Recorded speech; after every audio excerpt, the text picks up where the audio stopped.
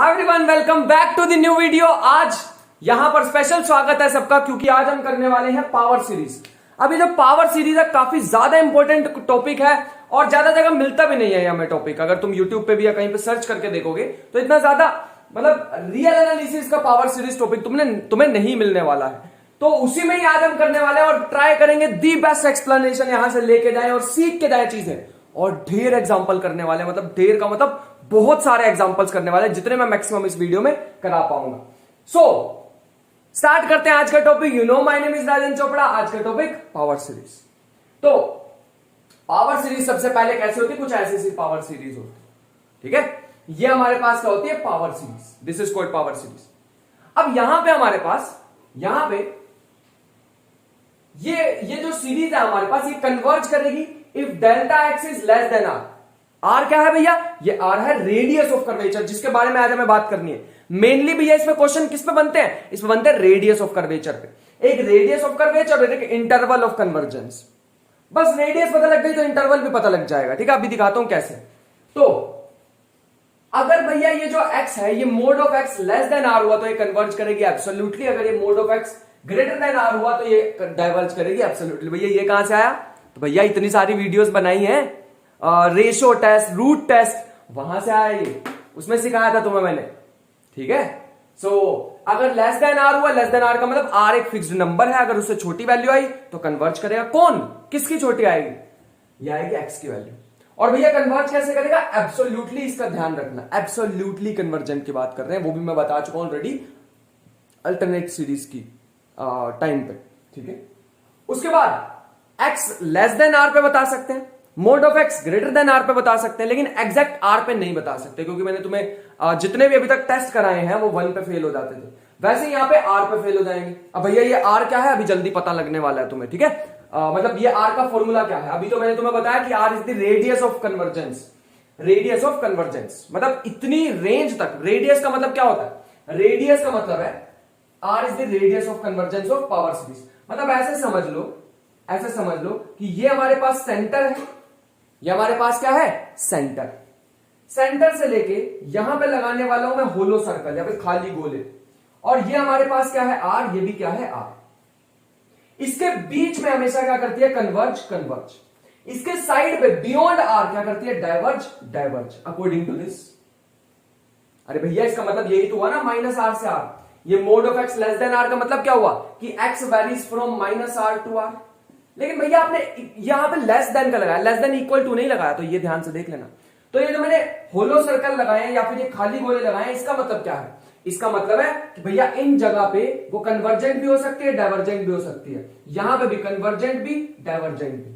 तो भैया ये कैसे पता लगेगा? इसके लिए मैंने तुम्हें बहुत सारे टेस्ट करा रखे, अलग प्लेलिस्ट बना रखे इन्फिनिट सीरीज की, तो you can check that playlist. मैंने बहुत सारे टेस्ट करा रखे हैं, उसमें ढेर, मतलब सबसे बढ़िया वाला गोस्ट टेस्ट होता है जो कभी फेल नहीं होता, उसको भी लगा के देख सकते हो कि इन पॉइंट्स पे कन्वर्ज करेगी या डाइवर्ज करेगी, लेकिन डायरेक्टली इस पॉइंट पे नहीं बता पाऊंगा। इसीलिए हमारे पास यहां पर रेडियस ऑफ कन्वर्जेंस में एक चीज आती है जिसका नाम है interval of convergence. Interval of convergence हमारे पास क्या है कि कौन से इंटरवल में कन्वर्ज करेगी सीरीज। तो इंटरवल अगर लिखना हो तो बहुत आसान है, ये तो लिख दिया मैंने इंटरवल। भैया यहाँ पे आपने ओपन इंटरवल क्यों बनाया, क्लोज क्यों नहीं बनाया? ओपन इसलिए बनाया क्योंकि माइनस आर और आर इंक्लूडेड नहीं है, इनके बीच बीच में कन्वर्ज करती है। एग्जैक्ट आर और एग्जैक्ट माइनस आर पे, एग्जैक्ट आर और एग्जैक्ट माइनस आर पे हम नहीं बता पाएंगे। यहां कन्वर्ज भी कर सकती है और डाइवर्ज भी कर सकती है, बट एक चीज की श्योरिटी दे सकते हैं कि इसके अंदर जितने भी पॉइंट्स हैं उस पे तो सीरीज कन्वर्ज करेगी ही करेगी। मेरे ख्याल से तुम्हें बात समझ आ गई होगी कि भैया पावर सीरीज क्या होती है। जो भी ऐसी फॉर्म में तुम्हें दिखाई दे उसे पावर सीरीज कहते हैं। इसके लिए हम एक चीज डिफाइन करते हैं, जैसे जिसको कहते हैं radius of convergence. Radius of convergence से छोटा हुआ एक्स, मोड ऑफ एक्स छोटा हुआ, या फिर ऐसे कह सकते हो एक्स बिलोंग्स टू दिस। ऐसा हुआ तो भैया कन्वर्ज करेगी, ऐसा नहीं हुआ, this does not belong to minus R और आर, तो भैया डाइवर्ज करेगी। और अगर भैया एक्स इन पे क्या होगा? X belongs to minus R R, तो हमें भैया यहाँ पे टेस्ट फेल हो जाएगा, हमें दूसरे टेस्ट लगा के देखने पड़ेंगे कि यहाँ कन्वर्ज करेगी या नहीं। यहाँ पे हम डायरेक्टली नहीं बता पाएंगे, ठीक है। यहां माइनस लिख लेना, माइनस आर आर। इन दो पॉइंट्स को छोड़ के बाकी जितने भी पॉइंट्स है वहां पे डाइवर्ज करेगी। इन दो पॉइंट्स को छोड़ के जितने भी अंदर इसके पॉइंट्स है वहां पे वहां पे क्या करेगी, डज नॉट बिलोंग टू, मुझे यहां पे ठीक कुछ नहीं, तो यहां पे हमारे पास कन्वर्ज करेगी इसके बीच में, इस चीज को ध्यान रखना, यहां तक तो कोई इश्यू नहीं है। This does not belong to R R plus this, मुझे प्लस लिखना चाहिए क्योंकि ये एक्स ये भी नहीं होना चाहिए, क्योंकि इस पर मुझे नहीं पता कि कन्वर्ज करेगी या डाइवर्ज करेगी। अब ठीक है, अब ये यहां पर डाइवर्ज करेगी, यहां कन्वर्ज करेगी, यहां पर कन्वर्ज भी कर सकती है और डाइवर्ज भी कर सकती है। तो ये दो एलिमेंट्स और इसके बीच का सारा अगर तुम लिख दोगे, या फिर सीधा सीधा ऐसे ही लिख लेते हैं, इसको ऐसे ही लिख लेते हैं ना, इतना परेशान क्यों करना तुम्हें, इसको ऐसे लिख सकते हैं, क्लोज्ड इंटरवल जो आर आर है उसमें क्या करेगी, अगर इसमें नहीं आता है, अगर इसमें नहीं आता है तो भैया वो डाइवर्ज करेगी। भैया आपने यहाँ पे क्लोज क्यों बना दिया, क्योंकि माइनस आर और आर पे भी पता नहीं मुझे कन्वर्ज करेगी या नहीं करेगी। तो ये हमारे पास पूरी पिक्चर है भैया। अब इसका एक फॉर्मूला मिल जाता तो मजा आ जाएगा। अब इसका एक फॉर्मूला हमारे पास आ जाएगा तो बढ़िया बात हो जाएगी, फिर तो हम क्वेश्चन एकदम कर लेंगे, और क्वेश्चन तो आज ढेर सारे कराने हैं। चलो आ जाओ, एक फॉर्मूला बना लेते हैं। मान लो हमारे पास यही पावर सीरीज में दोबारा लेता हूं और इसको कुछ ऐसे लिख लेते हैं। यही पावर सीरीज जो मैंने अभी लिखी थी तुम्हारे सामने, इसको दोबारा लिख लेते हैं। यह हमारे पास कुछ ऐसे आ जाएगा, an का मोड xn का मोड की पावर n। ठीक है, बढ़िया। अगर मैं इसमें कोशी रूट टेस्ट लगाऊं, क्योंकि इसमें पावर मेरे को n दिखाई दे रही है, तो according to Cauchy root test, according to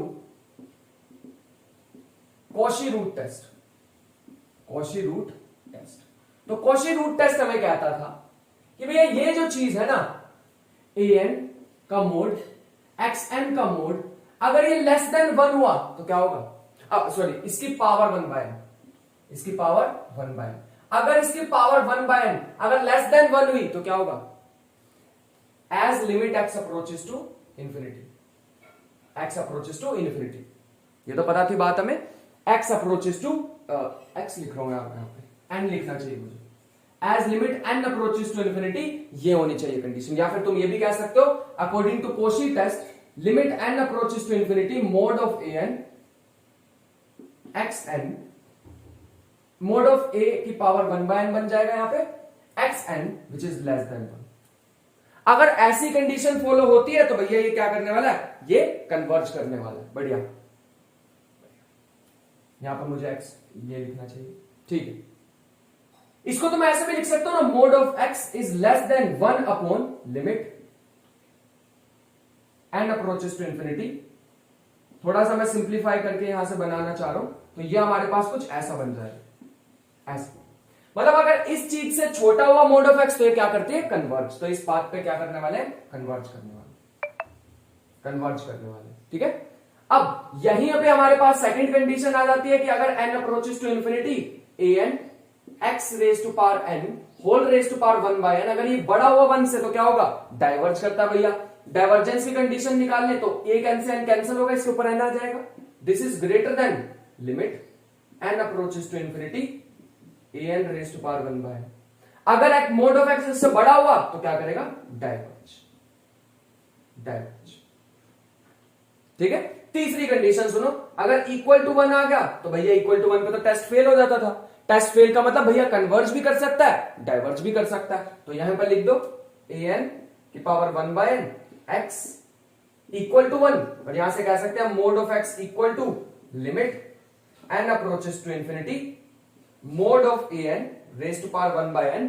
ये भैया कन्वर्ज भी कर सकता है, डाइवर्ज भी कर सकता है। अब याद करो मैंने तुम्हें क्या कहा था, रेडियस ऑफ कर्वेचर पे एग्जैक्ट आर पे, एग्जैक्ट आर पे जो भी सीरीज है वो कन्वर्ज भी कर सकती है और डाइवर्ज भी कर सकती है। तो भैया इसी चीज को आज के बाद हम डिफाइन करने वाले हैं। ये जो अभी अभी आया है इसी को हम डिफाइन करने वाले, रेडियस ऑफ कर्वेचर। अब तुम खुद सोच के देखो, ये भी तो आर के इक्वल है, आर से छोटा आर है अगर ये चीज हमारे पास क्या हो जाएगी, आर, ऐसे लिख, ये चीज हो जाएगी। मेरे को इधर लिखना चाहिए, इसको लिखना चाहिए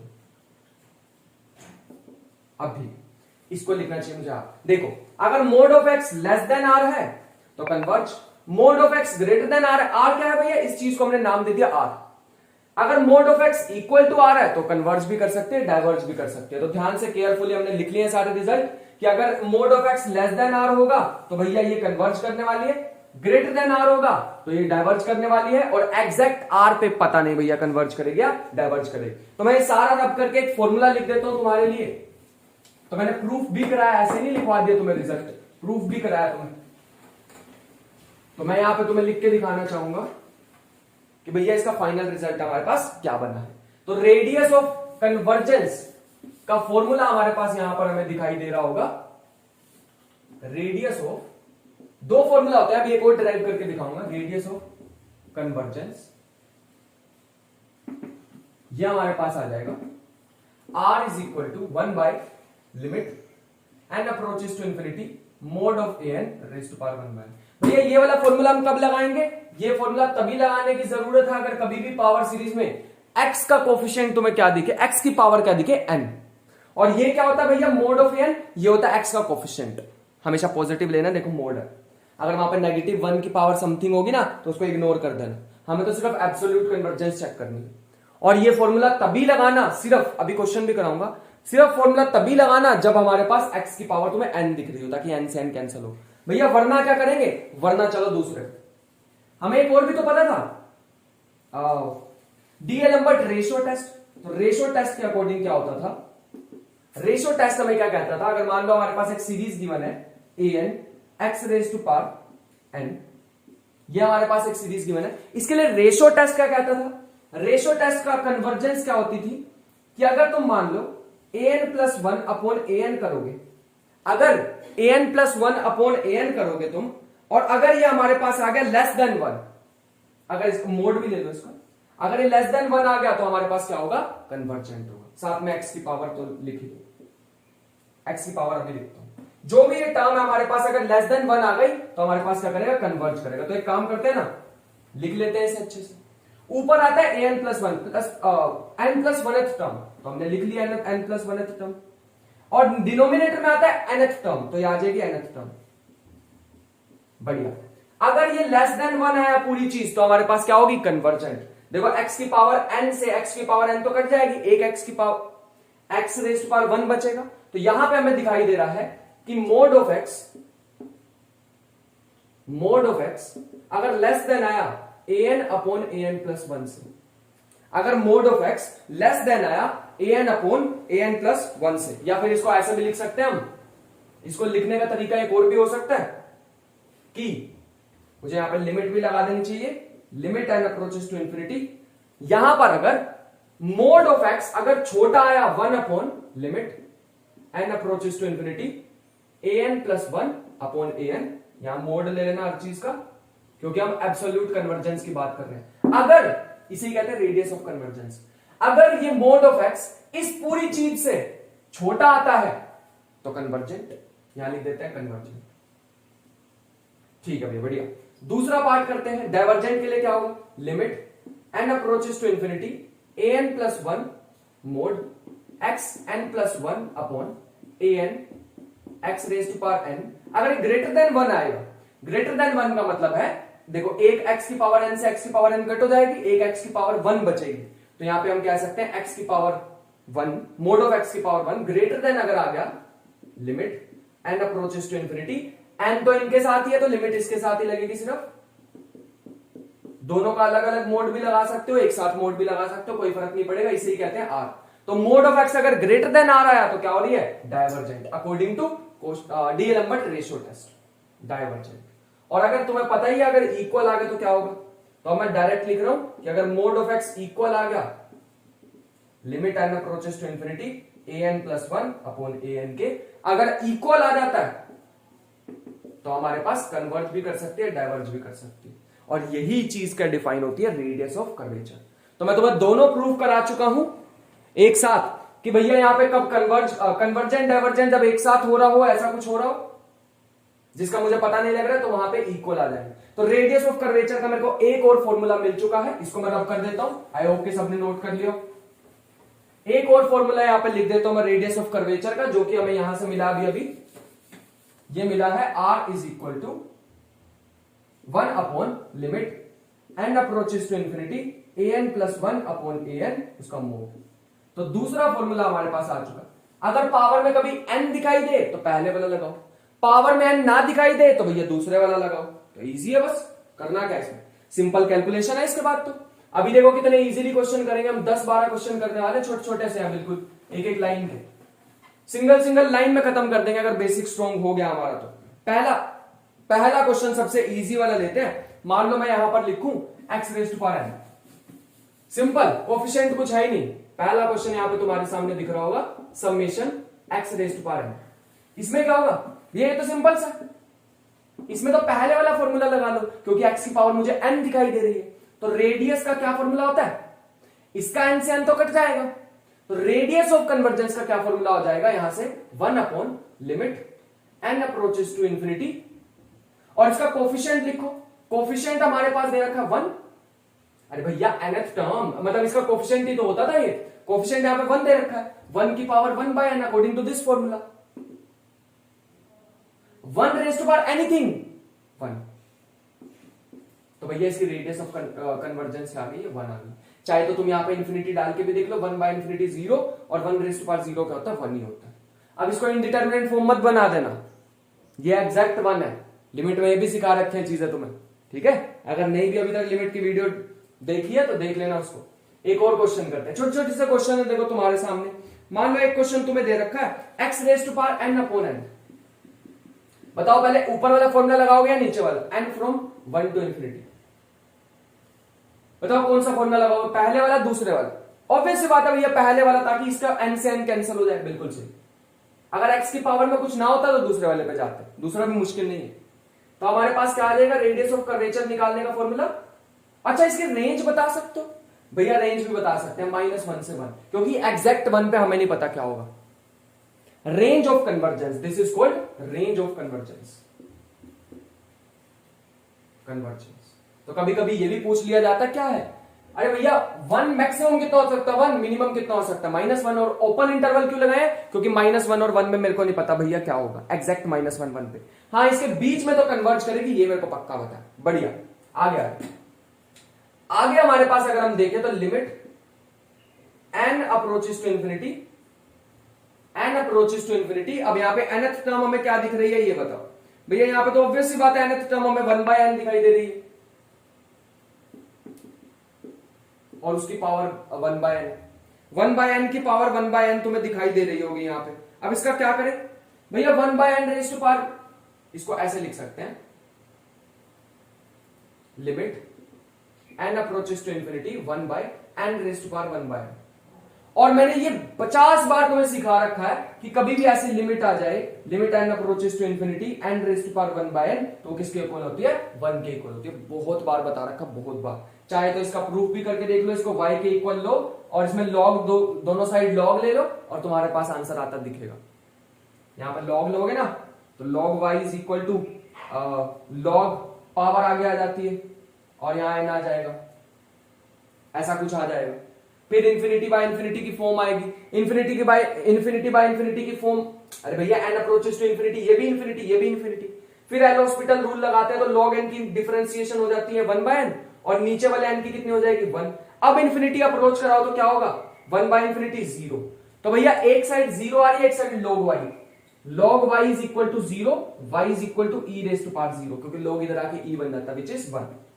अब तुम कहोगे भैया ये तो आपने बड़ी जल्दी जल्दी करा दिया, बेटा ऑलमोस्ट हर वीडियो में करा रहा हूं मैं ये क्वेश्चन, ये हर वीडियो में करा रहा हूं ऑलमोस्ट ये चीज, ठीक है, इसलिए थोड़ा सा ध्यान दो इस चीज को। आगे चलते हैं, तो भैया यहाँ पे हमारे पास लिमिट क्या आ जाएगी, लिमिट ये भी आ जाएगी 1, क्योंकि चाहे ऊपर हो चाहे नीचे हो, यहाँ पे इसकी लिमिट क्या आती है, हमेशा 1 ही आती है। तो इसकी रेडियस ऑफ कन्वर्जेंस 1 आ गई, और इंटरवल ऑफ कन्वर्जेंस अगर हम देखें तो क्या आ जाएगा, या रेंज ऑफ कन्वर्जेंस क्या आ जाएगी, -1 से 1, सेम ही है इसका भी। तीसरे क्वेश्चन पे चलते हैं, n raise to power 4, n raise to power 4 x raise to power n। चलो ये क्वेश्चन करते हैं साथ में मिलके, n raise to power 4 x raise to power n।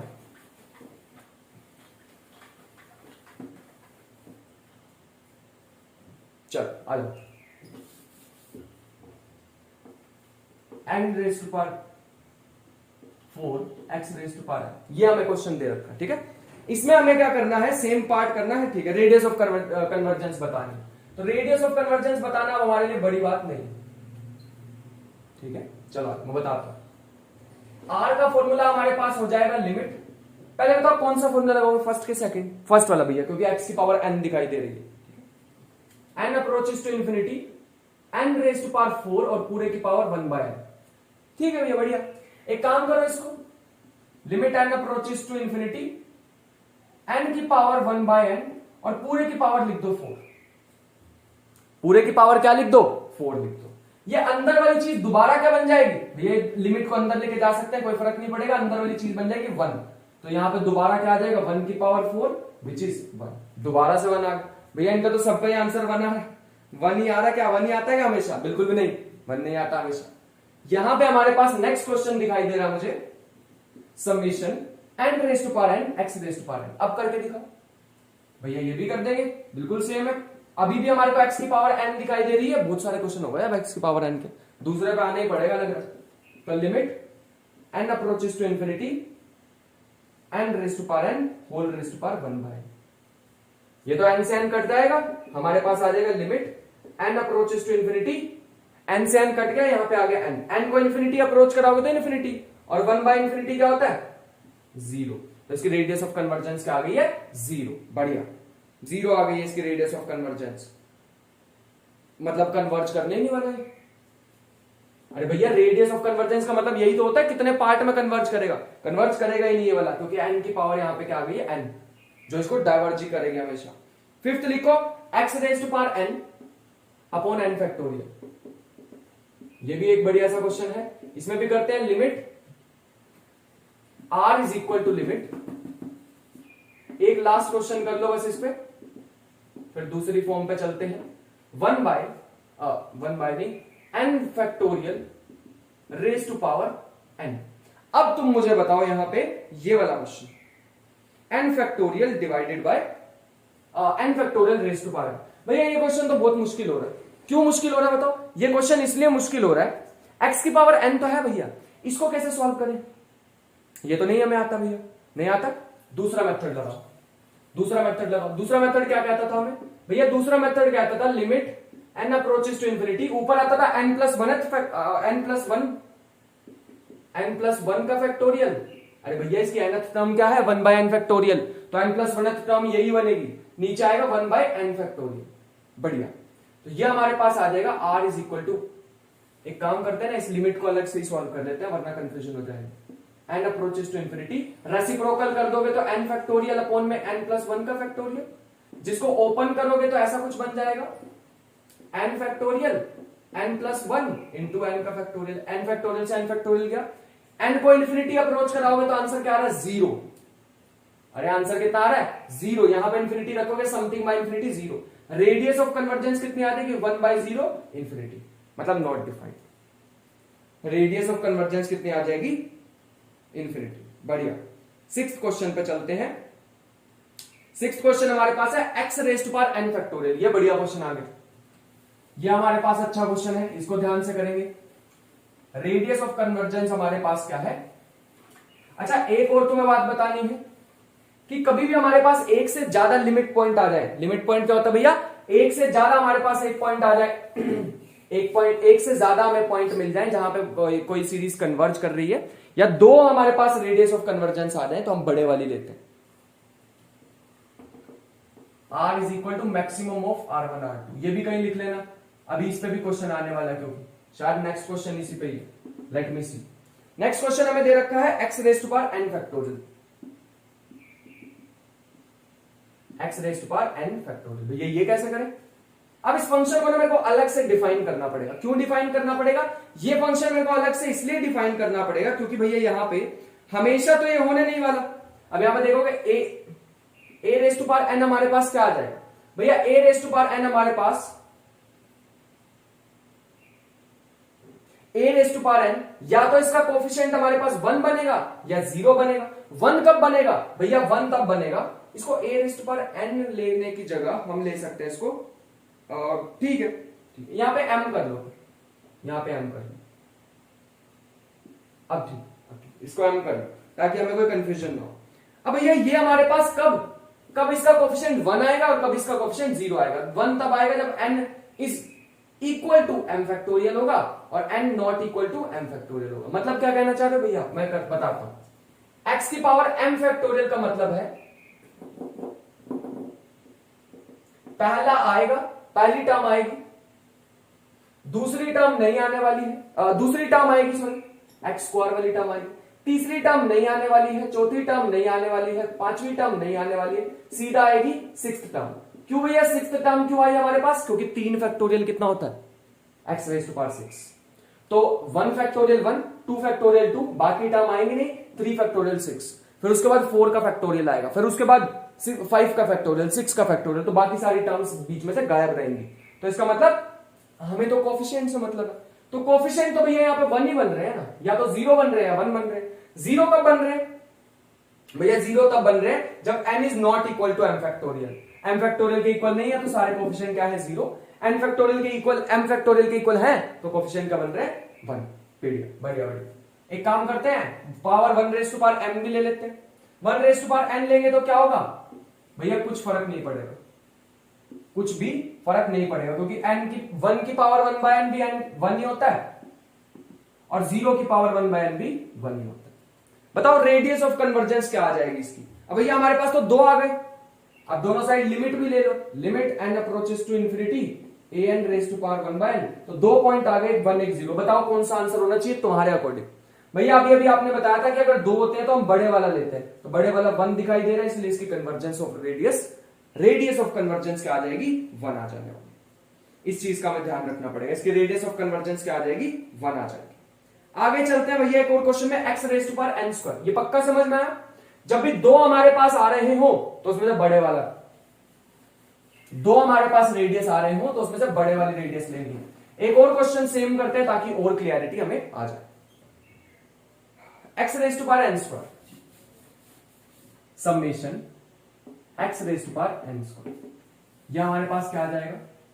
Summation x raise to power n square में अगर तुम बड़ी ध्यान से देखो, पहली टर्म आएगी, अगर n 1 से लेके इंफिनिटी तक है, पहली टर्म आएगी, बढ़िया, x रेज टू पावर 1 आएगा, plus x raise to power 2 नहीं आएगा, x रेज टू पावर 3 भी नहीं आएगा, x रेज टू पावर 4 आएगा, क्योंकि 2 का स्क्वायर 4 होता है, अप टू सो ऑन। ऐसे कुछ हमारे पास आने वाले हैं और कुछ हमारे पास नहीं आने वाले, तो इस फंक्शन को भी डिफाइन करना पड़ेगा। सो nth टर्म हमारे पास अभी भी कोफिशिएंट 1 और 0 ही है सबके, तो कोफिशिएंट या तो 1 आएगा या 0 आएगा, देख लो खुद से, या तो कोफिशिएंट क्या आएगा? या 1 आएगा या हमारे पास 0 आने वाला है। बताओ 1 कब आएगा भैया? 1 आएगा जब n इक्वल होगा m स्क्वायर के, मतलब इनके स्क्वायर के इक्वल होगा तभी हमारे पास आने वाला है, और अगर नॉट इक्वल टू स्क्वायर हुआ तो भैया वो 0 आ जाएगा। एक काम करो, यहाँ पे पावर ले लो 1 बाय n, क्योंकि हमें रेडियस ऑफ कन्वर्जेंस निकालनी है और रेडियस ऑफ कन्वर्जेंस का ये फॉर्मूला पड़ा है, n approaches to infinity an raise to power 1 by n। तो पहले an raise to power 1 by n तो निकालें, फिर बाद में देखेंगे इसे। तो यहां से कितना आ जाएगा? 1 और 0 अभी भी सेम ही रहेगा, क्योंकि पावर में लिखने से कोई भी फर्क नहीं पड़ेगा। यहां तक तो कोई इश्यू नहीं। दोनों साइड लिमिट ले लो भैया, लिमिट तो आप यहीं ले पाओगे, उधर तो लिमिट लेने का कोई लॉजिक ही नहीं बनता, क्योंकि सिर्फ कॉन्स्टेंट ही तो है 1 और 0। बढ़िया, ये चीज हमारे पास यहां से निकाल सकते हैं। अब रेडियस ऑफ कन्वर्जेंस हमारे पास 2 हमारे पास इसके पार्ट आ रहे हैं, बताओ इनमें से कौन से वाला एक्सेप्टेड होगा? Limit n approaches to infinity an raise to power 1 by n, कौन से वाला एक्सेप्टेड होगा? 1 या 0? तो भैया 1 इसका आंसर आएगा, क्योंकि हम बड़े वाली रेडियस लेते हैं ताकि जितने भी कन्वर्जेंट के पॉइंट है वो सारे कवर हो जाए। यहां से रेडियस ऑफ कर्वेचर क्या होता है? 1 by limit n approaches to infinity an raise to power 1 by n, जो कि हो जाएगा 1 by 1, and that is the radius of convergence.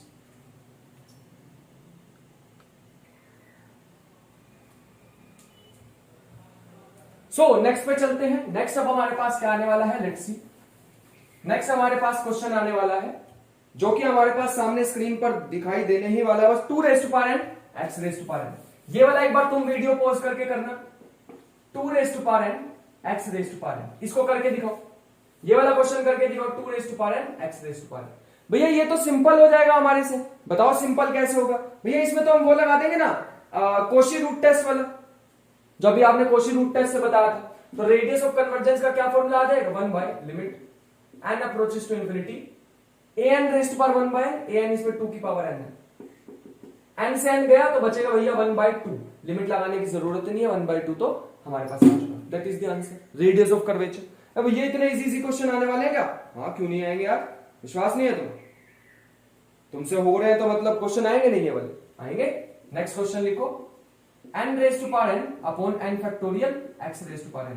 तुम कहोगे भैया इसे करें क्या? उससे करें क्या?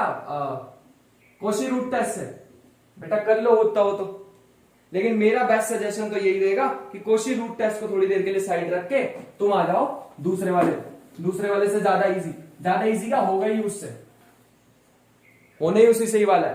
तो क्या करें भैया, फिर इसमें एक काम करो, पहले अलग से लिमिट सॉल्व करो। Limit n approaches to infinity an plus 1 upon an, ऐसे निकालना होता है हमें।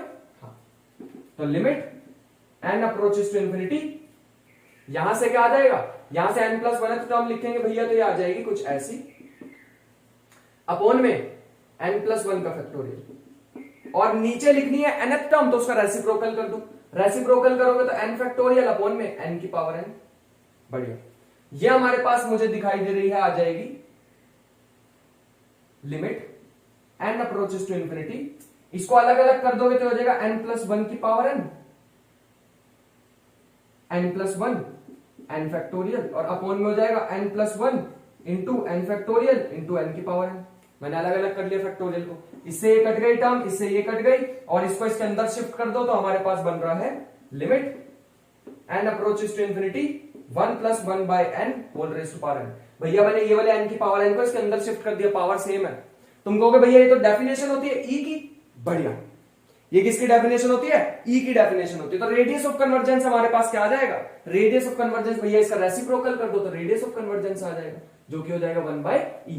तो limit of range of convergence क्या आ जाएगा, -1 बाय e से लेके 1 बाय e तक। बढ़िया यार, इजी क्वेश्चन हो रहे हैं तो, हाँ, क्योंकि है भी इसके इजी।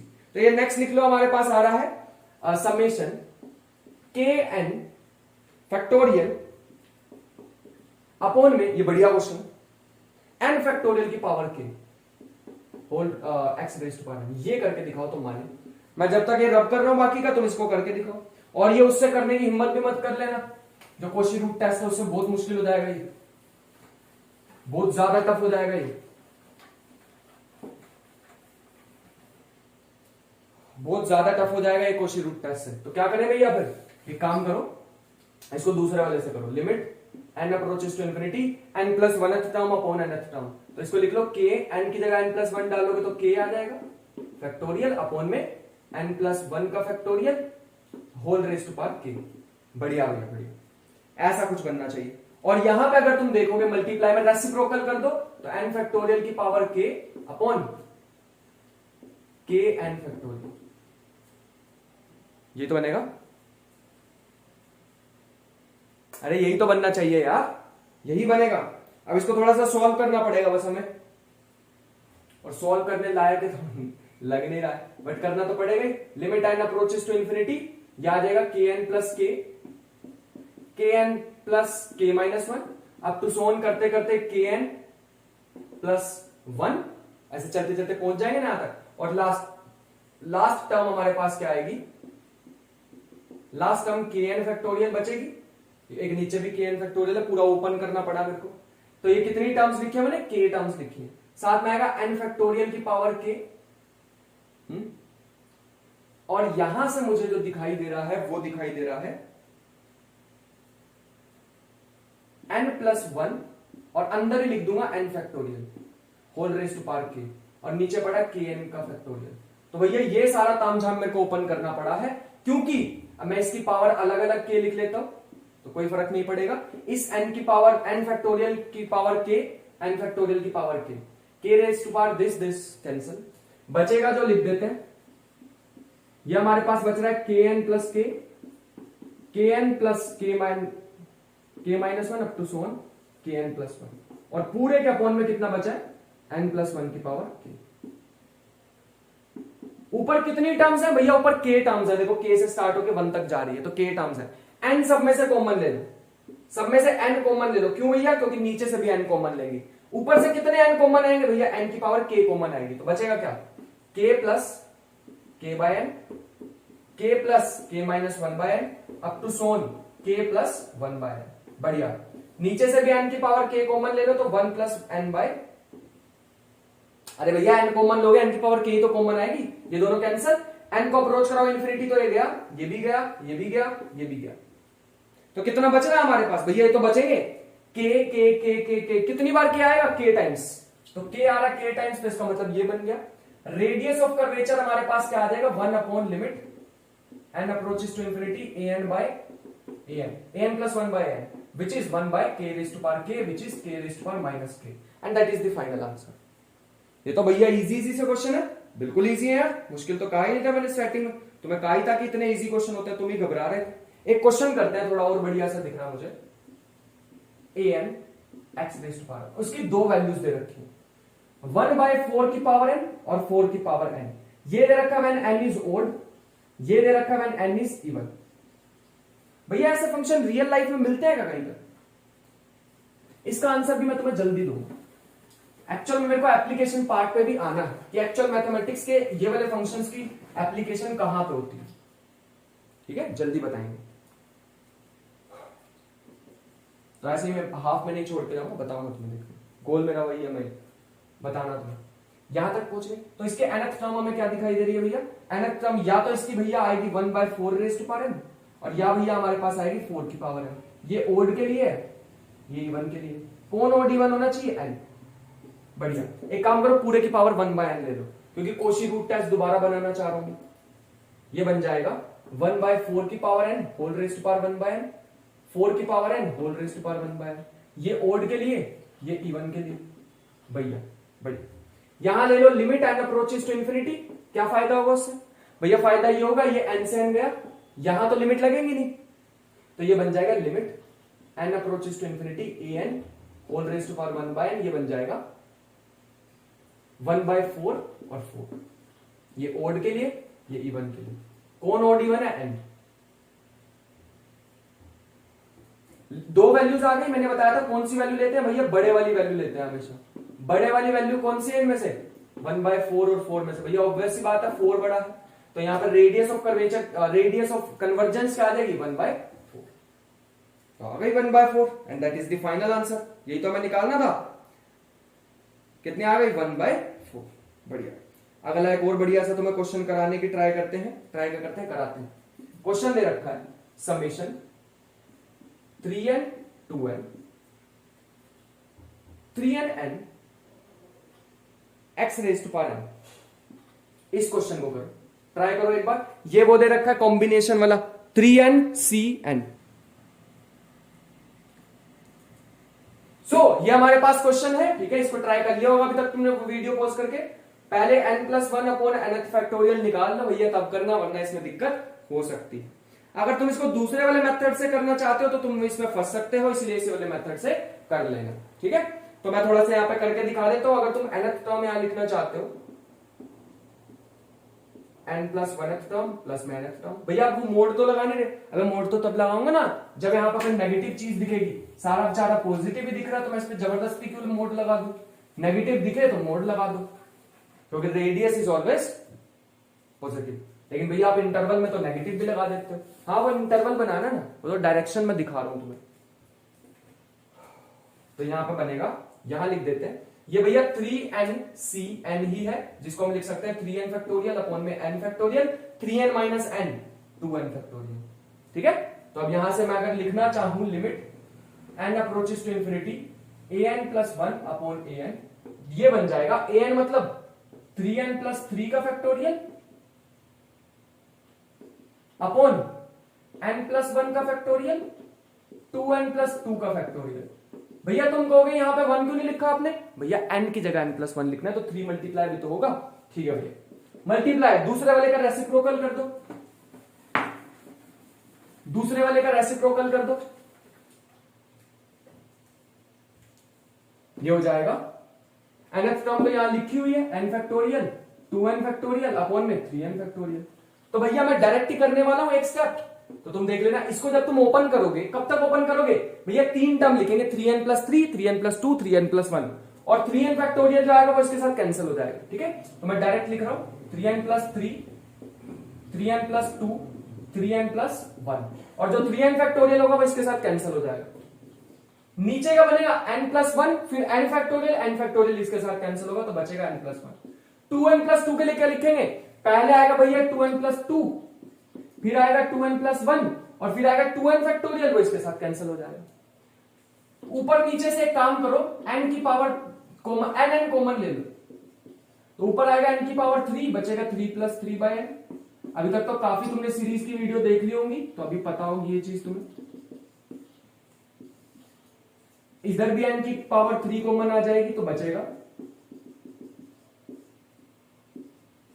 2 + 1/, ये बचा। और ये क्वेश्चन है भैया, इसको साइड पर कर देते हैं। अगर n³ से n³ कैंसिल करोगे, इन्फिनिटी अप्रोच करा दो, ये जाएगा, ये भी जाएगा, ये भी जाएगा, सारे जीरो हो जाएंगे क्योंकि समथिंग अपॉन इन्फिनिटी जीरो। ऊपर बच रहा है 27 और नीचे बन रहा है 4, तो 27/4 इज द फाइनल आंसर। तो ये हमारे पास एक फाइनल आंसर आ चुका है। लेट मी सी अगर हमारे पास और क्वेश्चन है जो मैं लेके आया हूं या कंप्लीट हमने कर लिए हैं। यही थे हमारे पास क्वेश्चंस। अब तुम्हारी टर्न है। ऐसे क्वेश्चन में तुम्हें भेजने वाला हूं, उसके लिए रेडियस ऑफ कन्वर्जेंस और इंटरवल ऑफ कन्वर्जेंस बता देना। इंटरवल ऑफ कन्वर्जेंस बस एक बार इसको नेगेटिव, एक बार पॉजिटिव और ओपन ब्रैकेट लगा दो तो इंटरवल ऑफ कन्वर्जेंस आ जाएगा। आई होप कि आज की वीडियो में मजा आया होगा और बहुत सारी प्रैक्टिस करी होगी। आज हमने बहुत सारी बातें तो नहीं की है, बट क्वेश्चन बहुत सारे कर लिए। मिलते हैं नेक्स्ट लेक्चर में। कोई भी डाउट हो तो कमेंट बॉक्स में डाल देना। ख्याल रखना अपना, पढ़ाई करते रहना, मेहनत करते रहना। मिलते हैं नेक्स्ट वीडियो में। Bye bye.